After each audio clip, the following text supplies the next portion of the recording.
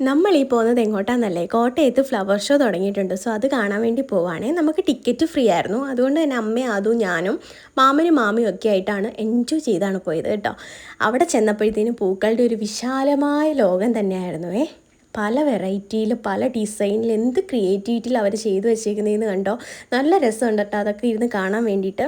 പൂക്കൾ തന്നെ എന്തോരം വെറൈറ്റിയാണെന്നറിയാമോ അവിടെ ഇരിക്കുന്നത്. നമ്മൾ വീട്ടിൽ പിച്ചി കളയുന്ന ചെടി പോലും അവർ നല്ല ഭംഗിയിലാണ് അവിടെ വെച്ചേക്കുന്നത്. എനിക്ക് കൂടുതൽ ഇഷ്ടപ്പെട്ടത് ഈ ഒരു സൺഫ്ലവറിൻ്റെ സെക്ഷനാണ് കേട്ടോ. നിരനിരയായിട്ട് നിൽക്കുന്നത് കാണാൻ തന്നെ എന്ത് ഭംഗിയാണ്.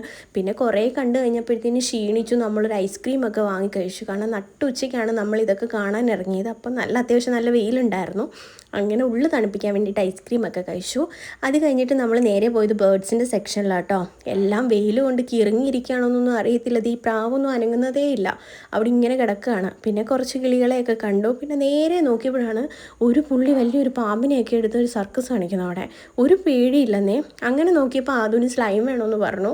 അങ്ങനെ നമ്മൾ അതൊക്കെ വാങ്ങിക്കൊടുത്തു. പിന്നെ ഒരു ക്യാമറ, അത് കീച്ചേനാട്ടോ, നല്ല ഭംഗിയാണ് അത്. പിന്നെ ഒരു വാച്ചൊക്കെ എടുത്തു.